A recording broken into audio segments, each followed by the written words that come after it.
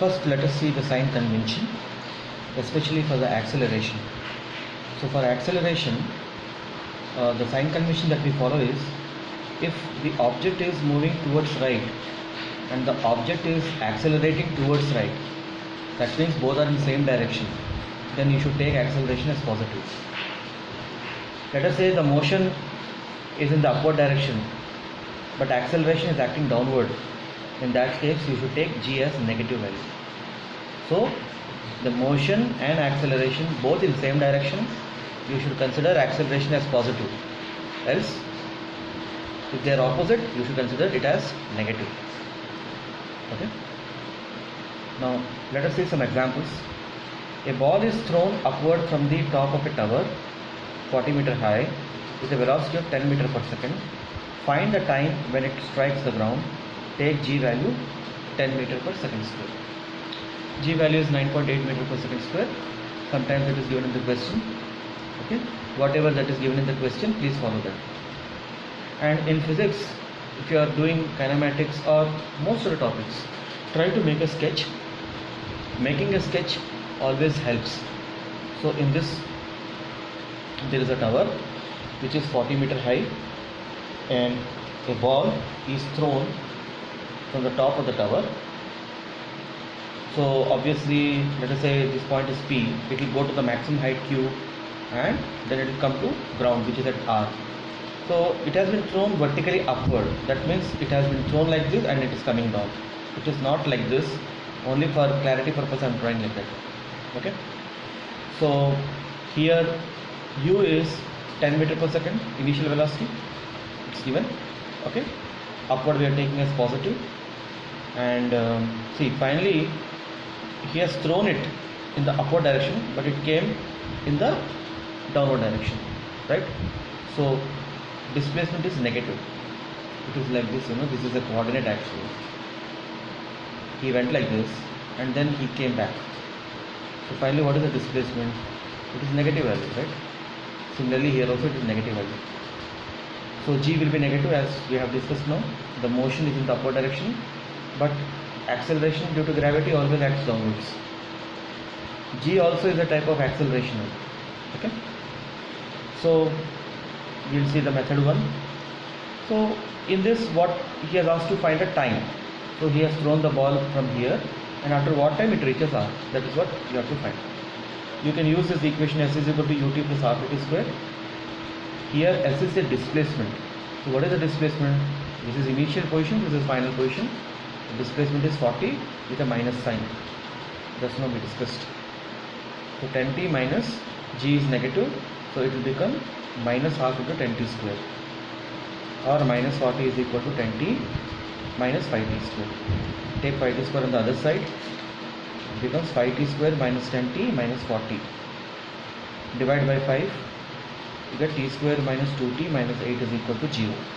We can factorize, so it is minus 8 minus 4 into 2, and minus 4 plus 2 is minus 2.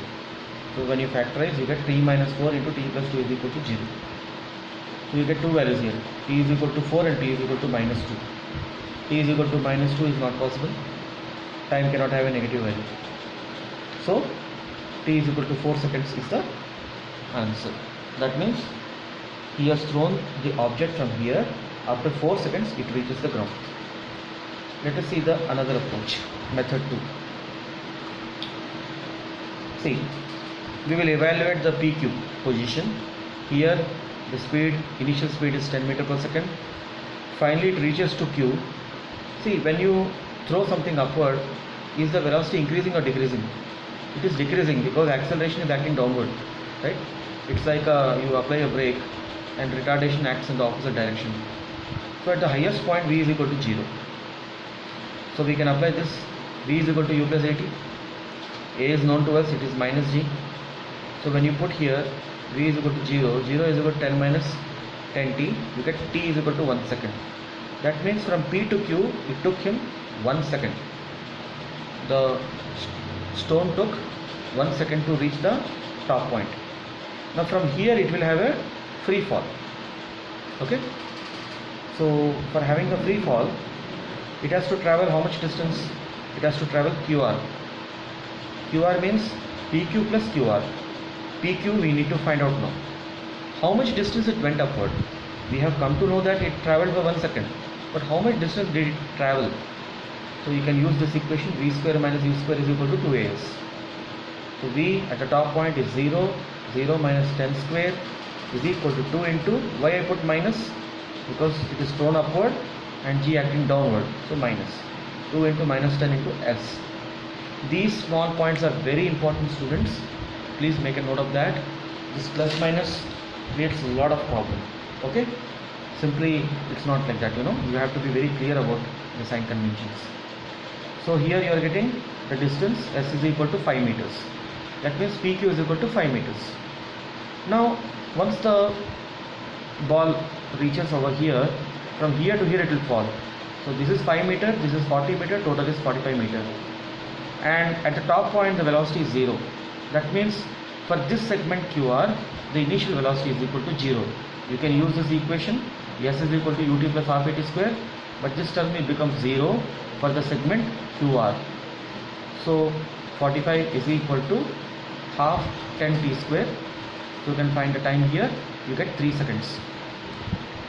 You get t plus or minus 3 seconds, minus 3 is not possible, so t is equal to 3 seconds. What does this mean? From Q to R it takes 3 seconds. P to Q it took 1 second. So total how much? 4 seconds. Is it not the old answer? This is another approach of finding the same question. In kinematics often you come across questions, you can solve in many ways. Try to solve the same question in different methods. It strengthens your concepts. Let us see another example. A ball is thrown upward from the ground with an initial speed of u. The ball is at a height of 80 meters at 2 times. Okay? At 2 times. The ball is at a height of 80 meters at 2 times. The time interval being 6 seconds. Find u. That means find the initial velocity. Take g is equal to 10 meters per second square. So this is the ground, and from here an object is thrown with a speed u. So it says that when you throw an object, obviously it will go up and come down. So some particular interval is given, that is at 80 meters, the ball crosses 2 times, right? So this time interval, the gap, is given as 6 seconds. So that is the data given. Okay. Now we know the what is the data here. We know the g value, we know the s value, we don't know u, and we don't know time. So we can use this equation, s is equal to ut plus half at square, and here ut we get a equation. So you get a quadratic. At is equal to ut minus half into 10t square, so which becomes 5t square. So you get a quadratic in terms of t. Okay, so you can write the roots of the equation. Minus b plus r minus root over b square minus 4ac by 2a. So minus b is u plus r minus root over b square means u square minus 4a. A is 5 and c is 80 divided by 10. So you get 2 roots. Basically you get t1, t2. Now t1 minus t2 is given as 6 seconds. Okay, in the question.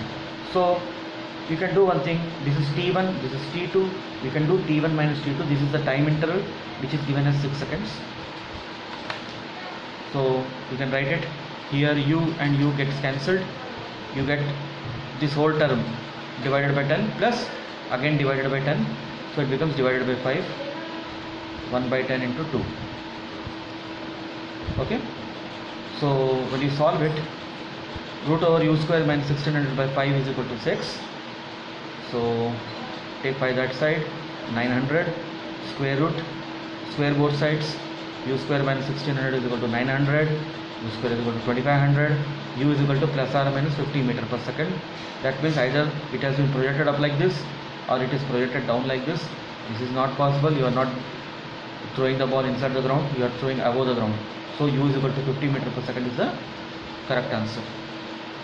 Now let us understand in this question what is given actually. Okay, so you have already got the answer. Now let us say I divide this segment into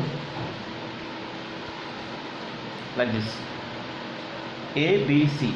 A to B 80 meters there, and when you throw the ball it goes up to maximum height C and then returns.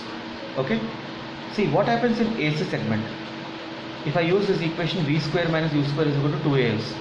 At the highest point the velocity, final velocity is equal to 0, u is equal to 50, right, and acceleration is minus 10. So when you solve here you get s is equal to 125 meters.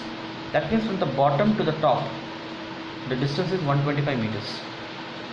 Okay, now we know we can find the time also using this equation. V is equal to u plus 80. We know that v is equal to 0, u is equal to 50, then 50 minus 10t is equal to 0. You get t is equal to 5 seconds. That means from A to C he took 5 seconds. Alright, yeah. So if A to B is 80 meters, total is 125, then B to C will be 45 meters. Obviously when it reaches this point it will fall down. So from C to B it will fall down. Okay, if you concentrate on BC segment, it has to travel 45 meters. Here initial speed is 0. You get half into 10 into t square. If you solve it, you get t is equal to 3 seconds. Okay, so that means from A to C he took 5 seconds, and from C to B he took 8 seconds, which is one of the routes. See, okay, you took 8 seconds. Okay, you went up like this and then came up to here. This time took 8 seconds.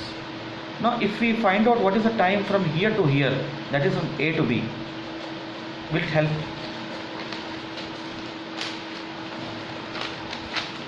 Yeah. Let us see the A to B portion. So in the A to B portion, which is this portion, here also I can use v square minus u square is equal to 2as. But here when you are throwing the ball up at 50 meters per second, here the speed will not be 0, it will be some other quantity. Now when you are throwing the ball up, the ball speed will reduce with the passage of time, and it finally becomes 0 at the C point. So at the intermediate point, let us find out what is the speed. V square minus u square is equal to 2as. So v square minus 50 square, 2 into minus 10 into, what is the distance here? 80. So when you solve it, you get v is equal to 30 meters per second. Okay, so that means here the speed was 50 and here it became 30. Alright, now let us see this portion, BC portion. It must have taken some time from here to here. Let us find that time. V is equal to u plus 80, 0 is equal to 30 minus 10t. Because when you are writing for BC, we have to write the initial speed at B is 30 meters per second now. Okay, so when you solve it, you get t is equal to 3 seconds. That means from B to C, it is taking 3 seconds. We have also seen that from C to B it is 3 seconds. So what is the time interval? 6 seconds, which is what we have used here. So that means from lowest point to the highest point it is taking 5 seconds. From B to C it took 3 seconds. That means from A to B it took 2 seconds.